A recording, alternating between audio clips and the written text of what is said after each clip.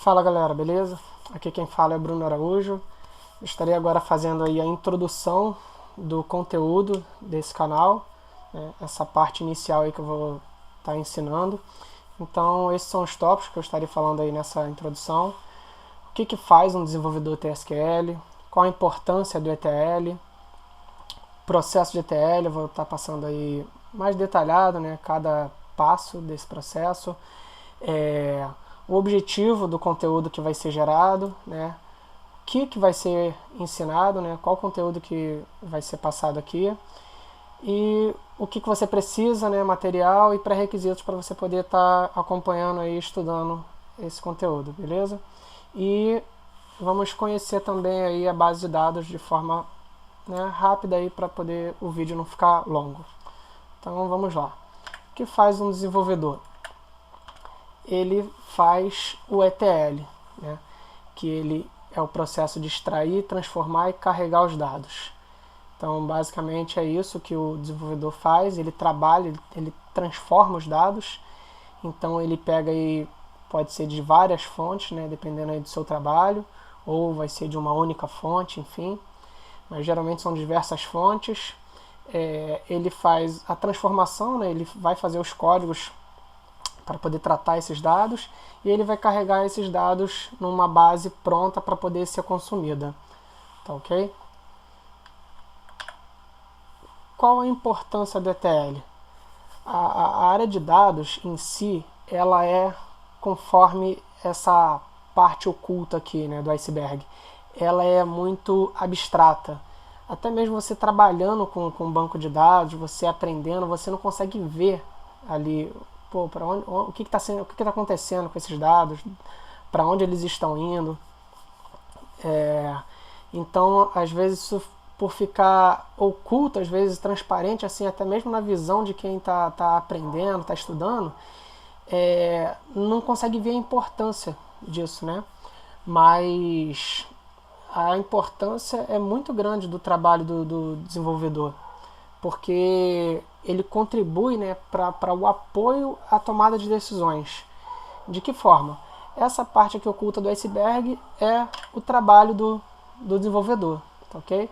Então aqui ele vai estar fazendo aqui todo o processo dele de tratamento dos dados, até que esses dados vão poder ser transformados, né, nesse algo visual aqui, né? Isso aqui é o que o usuário vê, os diretores, os gerentes, enfim, o destino final dos dados. Então eles estavam aqui os dados brutos e aqui chegou no final deles, que é onde o pessoal de Big Data, Data Science, BI vai estar gerando valor, né? Trazendo valor para aqueles dados lá e gerando informação para poder apoiar a tomada de decisões, beleza? Então vamos estar vendo esse detalhamento aqui. O processo de ETL.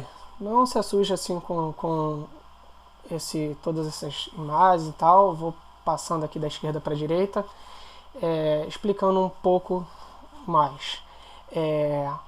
Quais são as formas, né, os tipos de ETL? Como que é desenvolvido o ETL? Então o ETL ele pode ser feito de duas maneiras, né?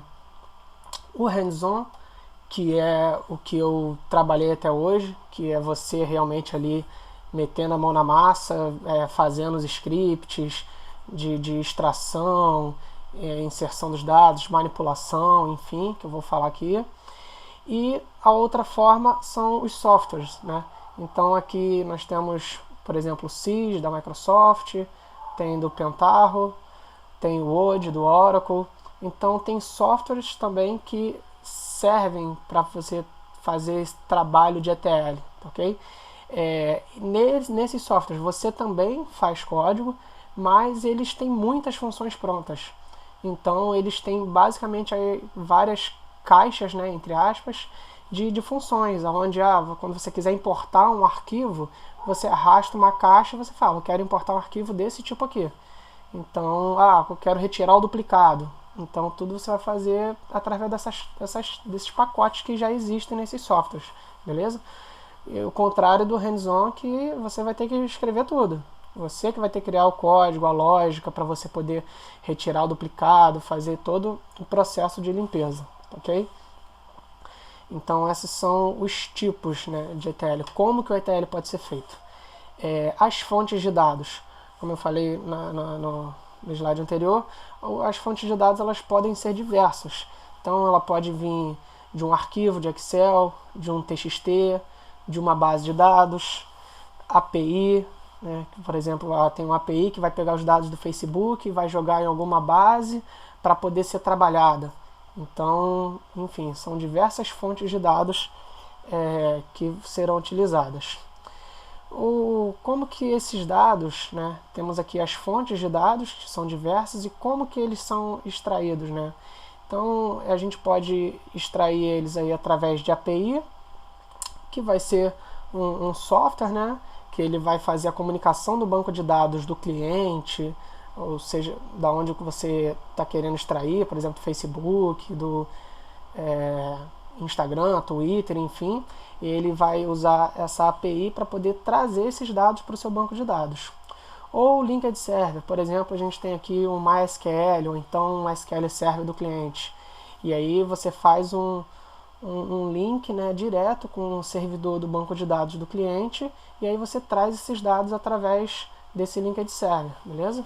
Ou também você importando esses arquivos. Você pode importar aí o CSV, o XLS, enfim. Você usa a própria importação do SQL Server, ok? O processo de ETL em si. Então aqui que é onde acontece toda a mágica, né, e também a trabalheira. Então no ETL você vai realizar a validação, a limpeza dos dados, de que forma? Retirando duplicados, convertendo números, às vezes o número está com vírgula, e aí ele precisa que seja com ponto para poder ser usado no cálculo lá na frente. Enfim, diversas formas de transformações, agregação, e depois que você trabalhar nesses dados, né, depois que o desenvolvedor tratar esses dados, ele vai jogar esses dados em algum lugar. Que, por exemplo, aqui o Data Warehouse, né, o armazém de dados, que onde você tinha a base de dados aqui que serviu aqui para todo o tratamento de dados, o Data Warehouse já estão com os dados todos prontinhos ali para serem trabalhados. E aí vai vir o pessoal de BI, Report Service, Data Mining, enfim, para poder trabalhar em cima desses dados aqui, beleza?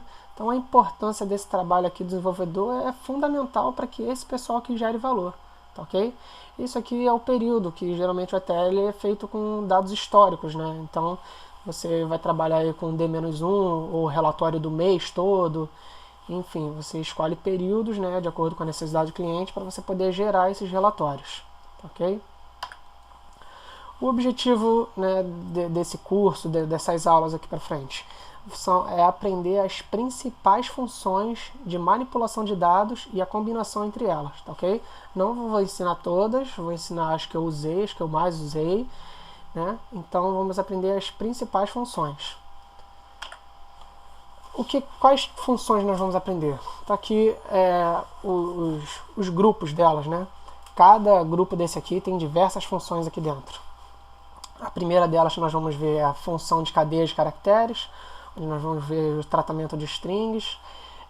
Depois, e às vezes até no meio do caminho também, né, a gente vai misturando ali uma função na outra para explicar. Funções de conversão, funções lógicas, funções de classificação, que é ranqueamento, né? Funções do sistema, que às vezes também é necessário para você fazer o seu ETL. Funções de agregação, group by, having, etc. Funções de data e hora, manipulando, né, data e hora, adicionando data, subtraindo, enfim, trabalhando com data e hora aí. E também criando sua própria função, né? Tem diversos exemplos por aí, mas a gente também pode criar aqui, tá ok? Qual o material e pré-requisito? O material, ele está aí na descrição do link, né? No GitHub, então tem lá o script de criação da base de dados. Essa base de dados, esse aqui é o nome da base de dados, TSQL V4, que é a base de dados da Microsoft. Ela já está normalizada, bonitinha lá, e ela é utilizada na certificação 70761, que é a certificação de desenvolvedor SQL, beleza? Então, quais são os requisitos? Conhecimento básico de SQL. Então, aqui quem tá, né, já está na faculdade, já estudou alguma coisa de banco de dados, ou às vezes fez curso técnico, né, e aprendeu também banco de dados, ou você está querendo migrar de área e está estudando por fora banco de dados, você precisa ter um conhecimento básico de SQL, tá ok? Se você não tem esse conhecimento, aí no link, na descrição do vídeo também, tem aí o link do Gustavo Guanabara, que é um excelente professor, ele vai estar ensinando aí do início aí como que é como que funciona, né, o banco de dados, enfim. Então, se você não tem esse conhecimento, você pode pegar lá aí da descrição do vídeo, tá ok? E você precisa instalar o SQL Server, de preferência 2017. E uma observação aqui, do 2016 em diante, ele só funciona apenas em 64 bits, tá ok? Então, se você está com um notebook, computador e está com 32 bits na arquitetura, você não vai conseguir instalar isso daqui. E aí você não vai conseguir visualizar algumas funções que a gente vai estar usando aqui, tá ok?